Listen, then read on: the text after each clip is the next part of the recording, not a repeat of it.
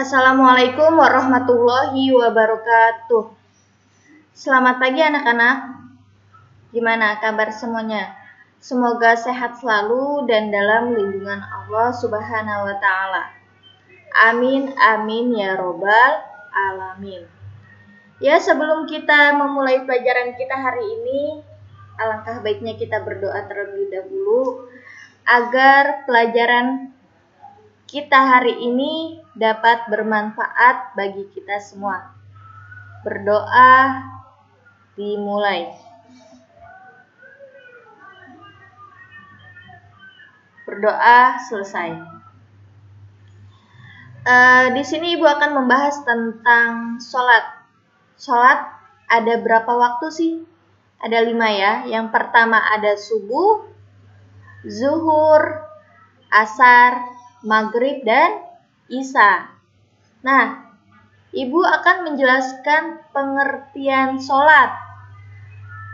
Sholat menurut etimologi adalah doa atau doa meminta kebaikan. Allah Subhanahu wa taala berfirman, Bismillahirrahmanirrahim, wa sholli alaihim inna sholataka sakanun lahum wallahu sami'un alim. Dan mendoalah untuk mereka, sesungguhnya doa kamu itu menjadi ketentraman jiwa bagi mereka. Dan Allah Maha mendengar lagi Maha mengetahui. Nah, maksud dari kata as-sholah di sini adalah berdoa. Adapun menurut syarak, sholat berarti semua perkataan dan perbuatan tertentu yang dimulai dengan takbir dan diakhiri dengan salam. Secara lahiriah, sholat berarti beberapa ucapan dan perbuatan yang dimulai dengan takbir dan diakhiri dengan salam, yang dengannya kita beribadah kepada Allah menurut syarat-syarat yang telah ditentukan. Nah, di sini ada syarat wajib sholat. Syarat wajib sholat ini terbagi 3. Yang pertama Islam, kedua berakal, dan ketiga balik. Islam, menurut pendapat jumhur, sholat diwajibkan kepada setiap muslim laki-laki dan muslimah perempuan. Dalam hal ini, orang kafir tidak diwajibkan untuk menunaikan sholat. 2. Berakal. Salah satu syarat wajibnya sholat adalah berakal. Maka, seorang muslim yang gila tidak diwajibkan untuk melaksanakan sholat. Hal ini sesuai dengan sabda Nabi, hukum seseorang yang ditiadakan karena 3 perkara, yaitu orang yang tertidur sampai ia terbangun, orang yang sedang gila sampai sembuhnya, dan anak kecil sampai dia dewasa atau balik. Ketiga balik, tidak ada perselisihan pendapat terkait dengan balik sebagai syarat wajib sholat. Jadi, sholat tidak wajib bagi anak kecil sampai dia balik. Akan tetapi, orang tua wajib mengajarinya dan memerintahkan menunaikan sholat ketika anak berusia 7 tahun. Dan berhak memukulnya ketika dia meninggalkan sholat pada usia 10 tahun. Jadi, ketika anak itu umurnya 7 tahun, kita sebagai orang tua harus mengajari anak tersebut. Nah, nanti ketika dia umur 10 tahun dia tidak mengerjakan sholat, maka boleh kita pukul. Menurut mazhab Hanafi, memukul di sini cukup dengan tangan, tidak boleh lebih dari 3 kali. Menurut mazhab Maliki, boleh memukul selain dengan tangan. Misal, memukulnya dengan tali dengan jumlah bilangan disesuaikan dengan fisik dan mental anak. Jadi, menurut mazhab Hanafi itu boleh kita pukul anak tersebut itu dengan tangan, tapi tidak dengan benda-benda yang lain, misalnya dengan kayu, dengan tali. Tetapi menurut mazhab Maliki, boleh kita memukulnya dengan yang selain tangan. Jadi boleh kita pukul dengan tali atau Ya, pokoknya kita sesuaikan dengan fisik mental anak tersebut. Selanjutnya ada syarat sah sholat. Yang pertama, mengetahui masuknya sholat. Hal ini sebagai firman Allah Subhanahu wa taala dalam Quran surat An-Nisa ayat 103. Sesungguhnya Quran surat An-Nisa yang berbunyi A'udzubillahi minasyaitonirrajim Bismillahirrahmanirrahim. Inna sholata kanat 'alal mu'minina kitaban mauqutan. Sesungguhnya sholat itu adalah kewajiban yang ditentukan waktunya atas orang-orang yang beriman. Yang kedua, suci dari hadas. Suci dari dua hadas besar dan kecil, baik dengan wudhu atau mandi, merupakan syarat sahnya sholat. Jadi, misalnya gini, hadas besarnya itu kita pakaian kita terkena dengan kotoran-kotoran hewan atau kotoran-kotoran yang lain lah, itu kita wajib mengganti pakaian tersebut. Tetapi yang dimaksud dengan hadas kecil di sini, kita membersihkannya dengan wudhu. Contoh kecil yaitu ketika kita sudah berwudhu, kita buang angin atau kentut. Nah, itu kita cara membersihkannya dengan wudhu. Quran surat Al-Maidah ayat 6. A'udzubillahi minasyaitonirrajim. Bismillahirrahmanirrahim. Ya ayyuhallazina amanu idza qumtum ila sholati faghsilu wujuhakum wa aydiyakum ilal marafiqi wamsahu bi ru'usikum wa arjulakum ilal ka'bain wa in kuntum junuban fatahharu. Hai orang-orang yang beriman, apabila kamu hendak mengerjakan sholat, maka basuhlah mukamu dan tanganmu sampai siku, dan sapulah kepalamu, dan basuhlah kakimu sampai kedua mata kaki. Dan jika kamu junub, maka mandilah.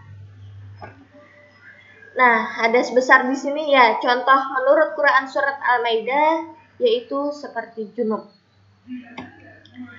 Yang ketiga, suci dari najis. Suci dari najis mempunyai pengertian sucinya badan, pakaian, dan tempat pelaksanaan prosesi sholat.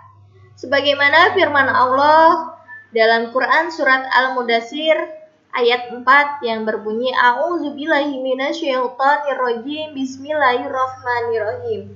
Wa siyabaka fatahhir, dan pakaianmu bersihkanlah. Yang keempat, menutup aurat.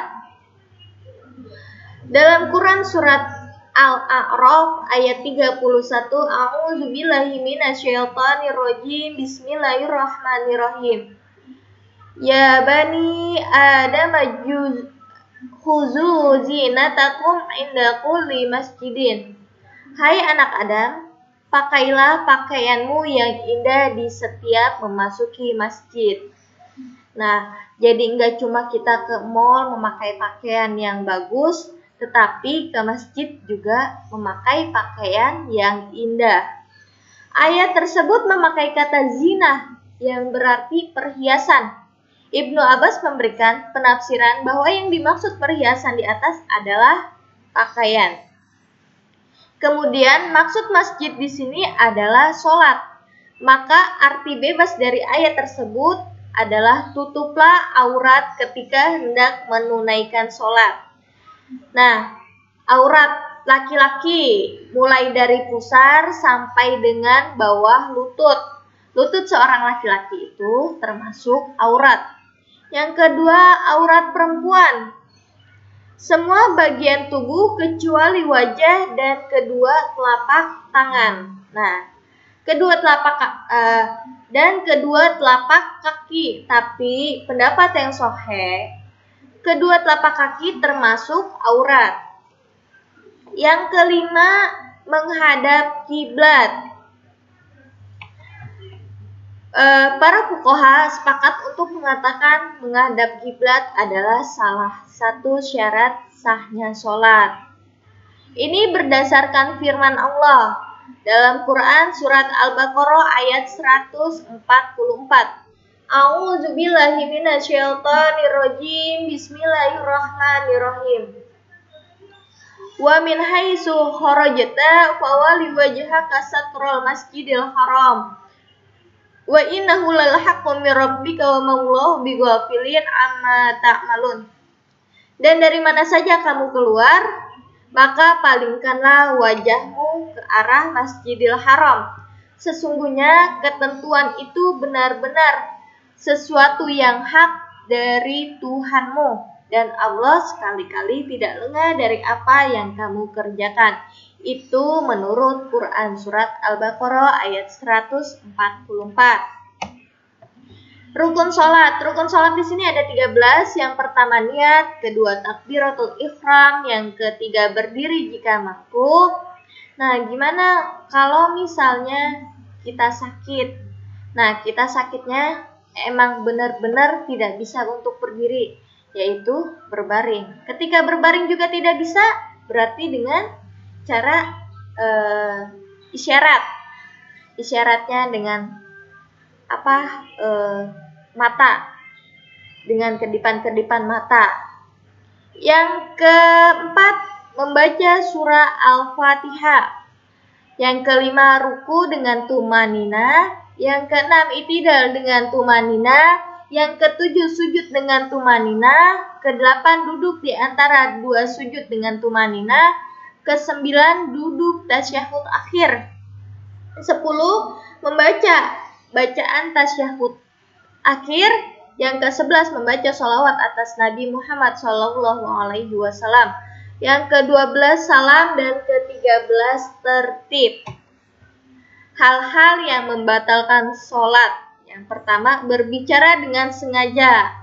Jadi kalau sholat jangan ngobrol dulu. Ngobrolnya nanti ketika sudah selesai sholat. Yang kedua, makan dan minum. Yang ketiga, banyak gerakan dan terus-menerus. Yang keempat, membelakangi atau tidak menghadap kiblat. Karena sudah jelas tadi ya, syarat sah wajib sholat itu termasuk menghadap kiblat. Nah, di sini membatalkan kiblat itu tidak menghadap kiblat. Yang kelima, terbuka aurat secara sengaja. Yang keenam, mengalami hadas kecil atau besar. Yang ketujuh, tersentuh najis baik pada badan, pakaian, atau tempat sholat. Badan, misalnya ketika kita sudah wudhu, kita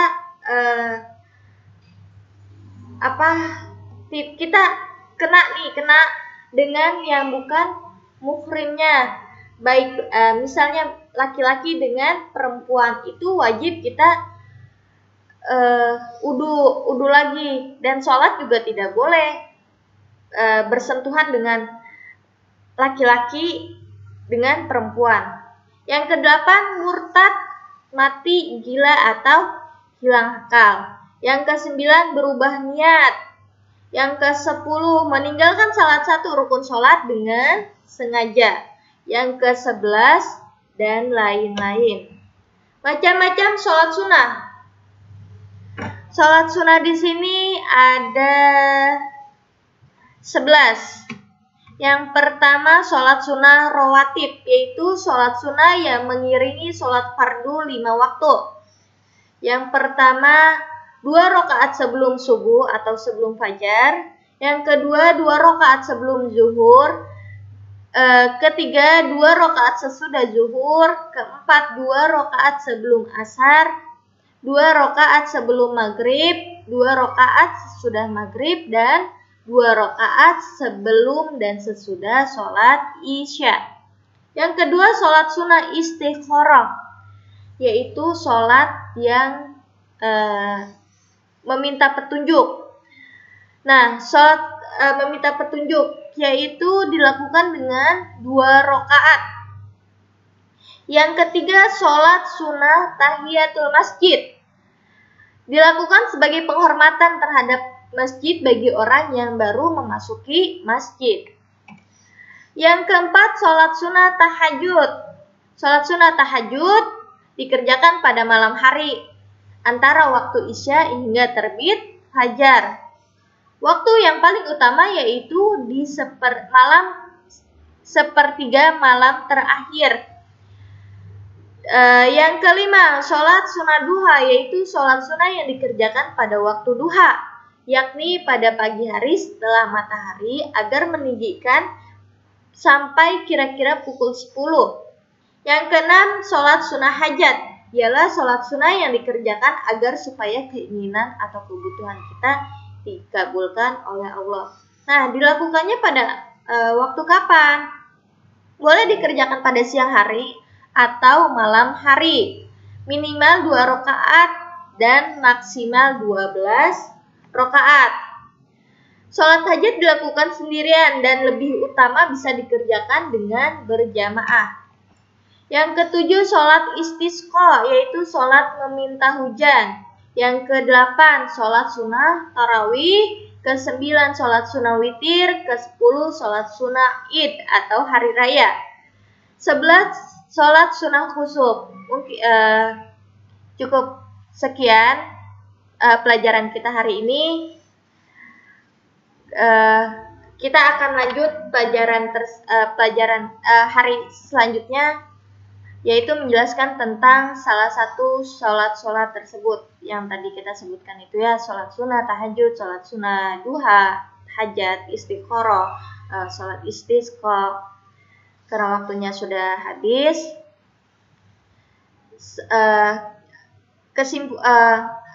kesimpulan kita hari ini bahwa sholat adalah doa meminta kebaikan. Nah, cukup sekian. Apabila kita ucapkan